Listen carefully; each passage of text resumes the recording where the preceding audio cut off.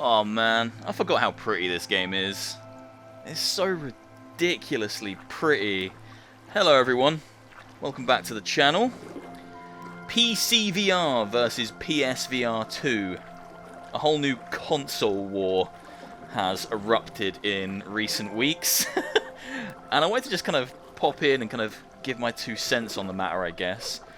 Because I think I am a pretty good example of a typical VR consumer. You know, for the last few years, my primary daily driver, you know, the headset that I've used the most, my main VR headset has been a Quest 2, and I think that's the case for most people. You know, most VR consumers will gravitate towards the cheapest entry point that also offers kind of the best quality and the best existing library of games, and I do think that is still the Quest 2. So, you know, I'm in VR for the games and experiences first, over the minutiae of the tech itself. You know, I like new features, I like having fancier screens, I like having higher resolution, better FOV, etc, etc. But it isn't my first concern. My first concern is always the games and the experiences themselves. I think that's more important to me. The second thing that's really important to me is kind of ease of access, ease of use. Like, how easy is it to set up? You know, I want to throw the thing on my head and get going, and I think that is something that I would definitely have in common with most VR consumers, because they don't want the faff. They want it to be easy. You know, I don't want to be mucking around with setup for ages. I just want to chuck it on and I want to play. I want to play my games. So very, very, very pretty. It's absolutely amazing. I've beached myself. I'm such a terrible kayak pilot. Is it pilot? Kayak driver? I don't know what the terminology is. Whatever it is, I'm garbage at it. Okay, here we go. I want to get into the jungle. That's where I want to be. That is where I want to be. Now, I'll admit I have been neglecting my Quest 2 since picking up a PSVR2. The second I put the PSVR2 headset on, I was blown away. And I think that's because I, like most common VR consumers, haven't been subjected to that kind of level of clarity, resolution, field of view, detail. Like, that's not a common occurrence for like 90% of VR users. I think people that have invested in the top end PCs and, you know, a Pimax or an Index, I think they're still very much the minority. You know, VR is a niche, and those kind of top-end enthusiasts are a niche within a niche. You know, and they're super enthusiastic about VR, and I love them for it, and I'm crazy enthusiastic about it, but in a very different way. So when I put the PSVR2 on for the first time, I was flabbergasted by that quality increase, even though I have a 4090. You know, my PC has a 4090, that's what I'm playing with right now, that's what I'm using to propel this game. Leaves! Even with that PC, I'm still limited by the Quest 2 itself. You know, the Quest 2 can only do so much. The Quest 2's resolution is only so great. The screen quality is only so great. The FOV is only so large. So going from this to the PSVR 2, for me, was absolutely astronomical. Like, seeing that OLED screen, the brightness, the dark, deep blacks, the extra FOV, how smooth everything runs, and then you pair that with the haptics. That's a dream come true. That's an amazing scenario for a VR fan who wants more clarity, but maybe doesn't want to spend £1,000 on an Index, or more on a Pimax, or one of the many other top-end enthusiast VR headsets, and then has to spend, you know, 2, 3, 4 grand on a new PC that's got the best specs. So, for me, the PSVR 2 is this really logical next step up from the Quest 2. You know, it's easy to set up. You plug and play. It's not excessively expensive, especially if you already own a PS5. It's actually downright cheap if you really look at the specs in that headset, even including the cost of the PS5. And no one ever does that when they talk about high-end enthusiast headsets, by the way. Let me just tell you that now. They never include the price of the PC. So that's a weird thing that we're doing with the PS5. But for me, it just feels like this next super logical step. If Quest 2 is the gateway drug into VR, then PSVR2 opens that up and takes it to the complete next level before going to high-end enthusiast VR, if they even want to take that step, because it's a very specific and expensive step to take. And just like that, thanks to the power of editing, I'm now playing the PSVR2 version. Amazing. Now, the footage of the game that you're seeing won't necessarily look any different. The difference is going to be inside the headset, what I'm seeing, so I'll do my best to kind of talk about it a little bit here. Now, before I start talking, I do want to say the PSVR2 is far from a perfect headset. I'm not here to say that. I'm not here to say this is the best thing since sliced bread and you should all run out and buy one. That's just not the case. All I'm here to do is really shine my own perspective and light onto the conversation that's kind of erupted over the last few weeks about PCVR versus PSVR2. And I'm in the unique position of being kind of a content creator who doesn't have access to an Index or a Vive or a Pimax or any of those super high-end headsets. I am very much, as I've said, the common VR consumer. The only difference really is I have a 4090 and I know that a lot of people don't have that card yet. It's a little bit excessive for what most people need. And before you say it, and some people have said this in my comments, I didn't buy the 4090 specifically for VR. I've had a lot of people say, why did you get a 4090 when you've only got a Quest 2? I play flat games, man. I play a lot of games, so the 4090 is just to make my PC as good as it can be and keep it relevant and ensure that I can continue to stream flat games and play flat games and play VR games and record VR games. But I'm getting off topic, as I always do. Now, switching over to the PSVR2 immediately, that brightness and the FOV is the thing that catches me off guard. It's so stunning. It's such a huge difference. The brightness particularly is what really gets me, going from the Quest 2 directly into the PSVR2. And this is the first time I've done it. This is the first time I've played Quest 2 and then literally paused that and jumped straight into PlayStation VR. And that really kind of helps to highlight the differences. The FOV as well, just having that wider FOV, that taller FOV. I don't know the actual specifics of it, I'm not Digital Foundry, but it definitely feels, you know, greatly improved. That does a huge amount to the experience. And one thing I will say as well is it's crisper, it's clearer. The Quest 2, even running with the 4090, there's kind of a blurriness or kind of a jagginess to the edges of things that are far away. So like that tree on the Quest 2 and those trees in the distance certainly would have kind of a jaggy blur to them, a crispiness around the edges, whereas here they are just so well defined and crisp and just incredible looking. And I know there is a huge, you know, resolution increase on the PSVR2 over the Quest 2. And this isn't about Quest 2 versus PSVR2. This is about PCVR for most normal people versus PSVR2. You know, if you were coming into this and you wanted the highest end VR experience possible for, in my opinion, the lowest price point that is simplest to set up and start playing, PSVR2 has everything beat.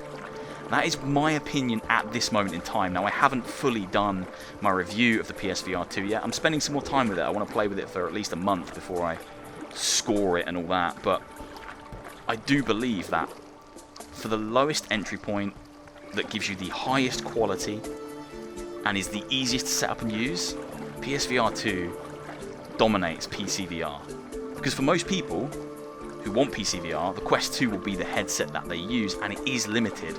And, you know, I can see that and experience that right now, immediately right now, based on jumping between the two. Hello? Oh, I got a trophy, because I came to see the turtle. Is it a turtle? It's not a tortoise, is it? Because a tortoise is like a land one. They walk about on the land, and turtles are sea dwellers. I think that's the rule, that's the thing. You're taking ages. I know, like, Tortoise and the Hare is a story that, you know, has some grounding in reality about the speed of the animals hitting tails, but come on now, this is silly. Do you want me to get out of your way? Because I appreciate I am probably in your way. Hold on. This is ridiculous. You're in the water now, you should be zooming. You're faster in the water, right? There we go. Look at that, he's bloody zooming now. Well, not quite, but you know, nearly. There's not really much point to this video. I just kind of wanted to chime in because I've seen so much conversation online around PCVR versus PSVR2, and I think the conversation's being driven by people who have an enthusiast mindset, perhaps. You know, they have the highest end PC and they have the most top end or a more top end VR headset than the Quest 2. And don't get me wrong, their experience would, you know, parallel and I'm sure surpass the PSVR2. But for 99.9% of people that are playing VR, Quest 2 and a PC is probably going to be what they're experiencing. And I think it's crazy to say that the PSVR2 isn't beating that in like visual and performance, because this is smooth as hell. One thing I struggled with Kayak on my 2080 was smoothness and getting a balance between visual and performance.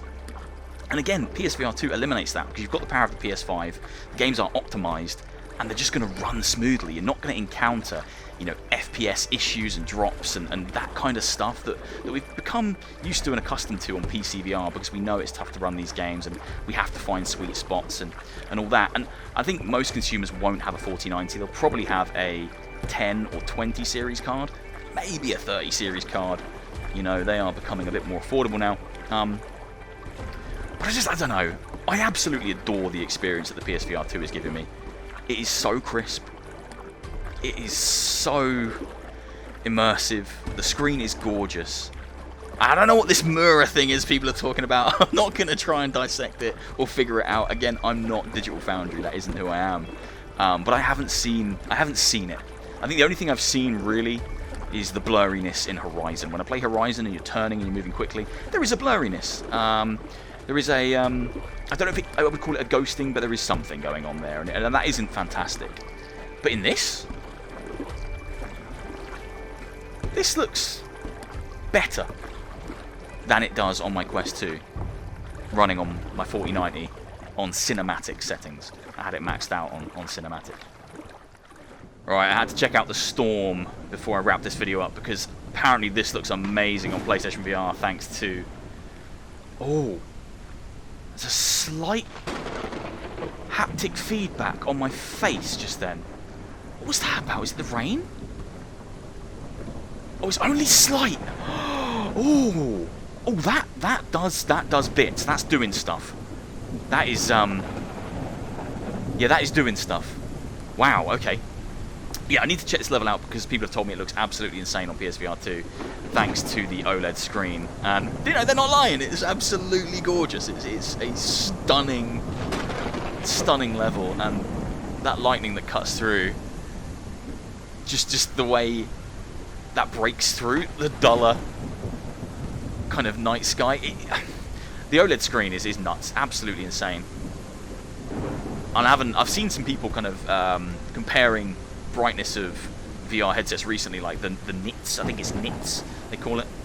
And I'm not going to go into that kind of detail, but just how bright the PSVR2 screen is stunning, and it makes games like this just take on a whole new life. Hello, mate. Hello, puppy. You gonna come and see me? You gonna come and see me? Is that as close as you're gonna get? I don't blame you. Don't fall into the water. There he is. Ah, oh, little cutie. How you going, mate? You all right? Yeah, I know. Honestly, the haptic in the face on this is really nice. It's just a slight kind of rumble, and I guess that's to replicate the rain. I can. Oh God, I can only assume. Right, push off the rocks. Push off the rocks. Come on. We need to get away from the rocks. That's it. Honestly, the way the rocks light up when the lightning strikes. Oh, that's special. That is seriously special. Now look, I'm not here to tell you that the PSVR2 is the best headset in the world. I'm really not. It does have flaws, and I will go over all of those flaws when I eventually get around to making my review. I just wanted to talk about the comparisons I'm seeing online between PCVR and PSVR2. And people saying that, you know, PCVR dominates PSVR2. And I think in some instances, yeah, that'll be true. But I don't think the common setup for the majority of VR users is dominating the PSVR2.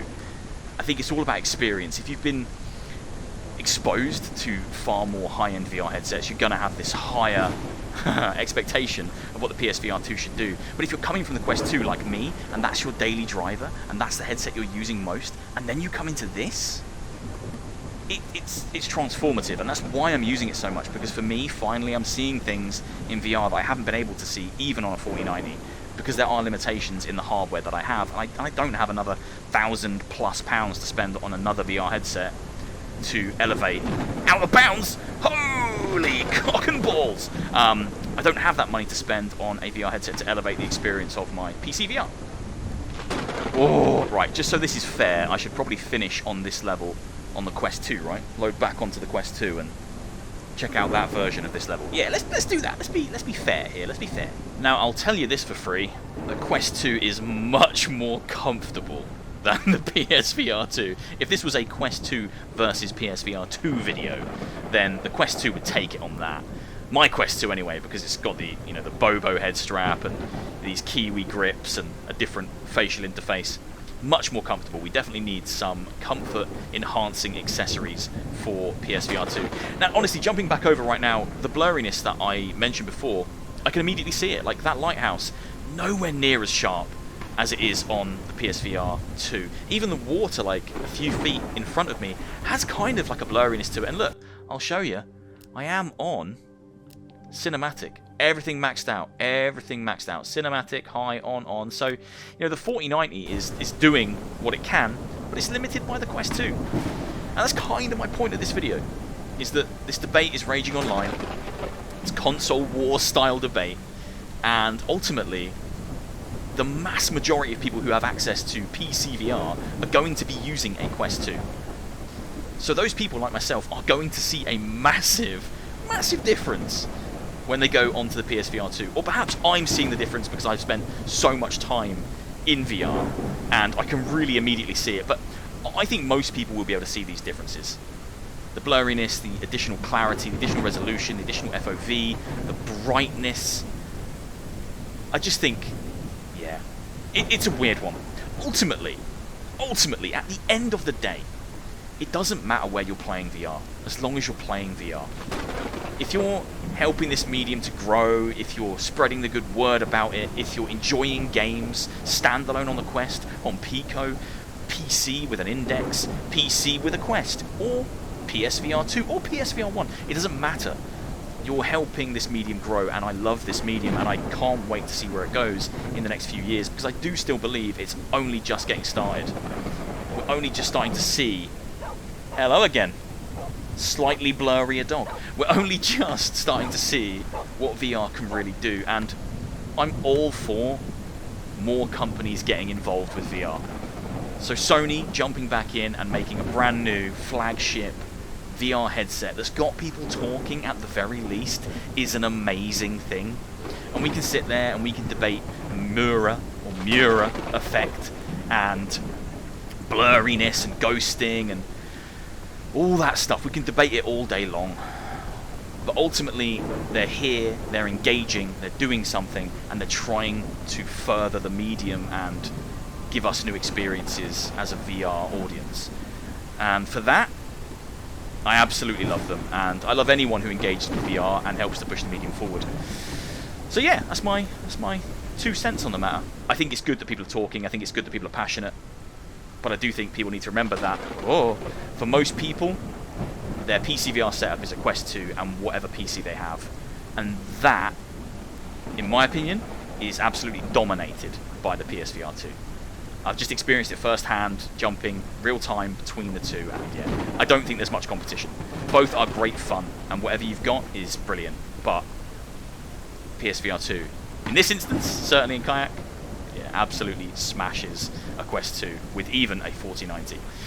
Alright, I'm going to crash into these rocks. I hope you've enjoyed this video. If you have, please do leave a like, leave a comment, and hit subscribe. And I'll see you soon for more. I'm going to be doing some more PCVR and Quest stuff soon, don't worry. Got a couple of Quest videos coming up. It's not just going to be PSVR 2 forever, but I am playing what I'm enjoying the most right now. So thanks for sticking around, thanks for enjoying, and yeah, I'll see you on the next one. Take care of yourselves, guys. Goodbye. This storm looks amazing. Like, it doesn't matter what platform you're playing on. The storm is just phenomenal to swim around in. The haptics are just a really, really nice touch on PlayStation. Really nice.